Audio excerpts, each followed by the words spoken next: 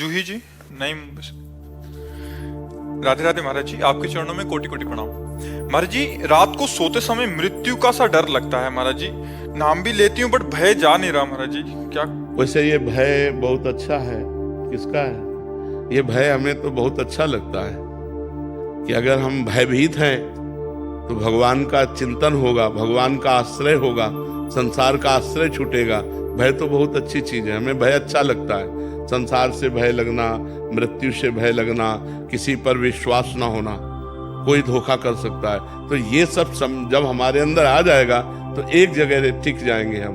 भगवान का विश्वास, भगवान का बल, तो हम निर्भय हो जाएंगे। तो उस समय भगवान का चिंतन करते हुए सो, क्योंकि भगवान ही निर्भय करने वाले हैं। और सच अच्छी बात है, हम इसका निषेध नहीं करते, क्योंकि पता नहीं सो के उठे कि ना उठे, है ना? सोने में सोते सोते ही दिल फेल हो जाते हैं, पता नहीं उठ पाए कि ना उठ पाए। बड़ा जीवन संकट में है, बड़ा जीवन संकट में, पता नहीं जीवन साथी कैसा मिले, बड़ी समस्याएं हैं।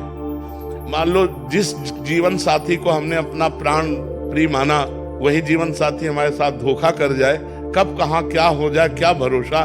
बड़ा अपने पले हुए परिवार को छोड़ करके अनजाने परिवार में जाना, तो हमें लगता है बहुत प्यार सम्मान से लड़की को रखना चाहिए। लड़की को चाहिए कि अपने पति को भगवत भाव से देखे, बड़ा प्यार सम्मान करना चाहिए। आजकल ये सब बातें किताबों में लिखी केवल रह रही हैं, वर्तमान में तो दिख नहीं रही हैं। वर्तमान बोले हम शुरू हो गए हैं। हाँ, अगर एक एक सुधरेगा तो सब सुधर जाएंगे, एक एक सुधरे ना तो सब सुधर जाएंगे। आज वातावरण बहुत गंदा हो रहा है, तो हमें लगता है अगर हम भगवान का नाम जप करें, भगवान की कथाएं सुने, संतों का संग करें, तो हमारी बुद्धि पवित्र हो, इन सब बातों से हटे और भगवान का चिंतन करें, तो हम निर्भय हो सकते हैं। भगवान के चिंतन से निर्भय हो सकते हैं, दूसरा कोई ऐसा नहीं जो हमें निर्भय कर सके। अपने आप में भय होना अच्छी बात है, क्योंकि ये भय ही हमें भगवान तक ले जाएगा।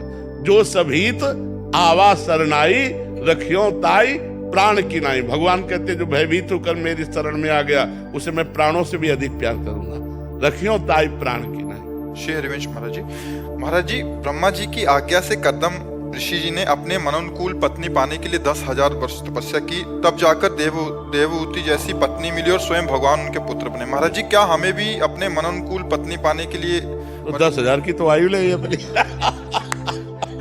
तो महाराज जी, कलयुग में कितने वर्ष तक करें? उन्होंने तो 10,000 वर्ष तपस्या की, अपने अगर एकादशी उपवास कर ले, यही बहुत बड़ी बात है। हाँ, करना चाहिए। भगवान शिव की आराधना, अम्बा की आराधना करनी चाहिए, जिससे सुयोग्य पत्नी मिल जाए।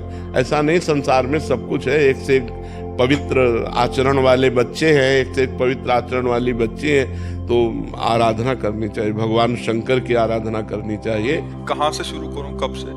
आज से शुरू कर दो। 3 साल से जुड़ा हूं, निरंतर नाम जप करने का। हाँ, पत्नी के लिए। भगवान शंकर को जल चढ़ाओ, बिलपत्र चढ़ाओ, उन्हीं से प्रार्थना करो, अम्बा जी से प्रार्थना करो, वही सुंदर पति या सुंदर पत्नी प्रदान करने में समर्थ है।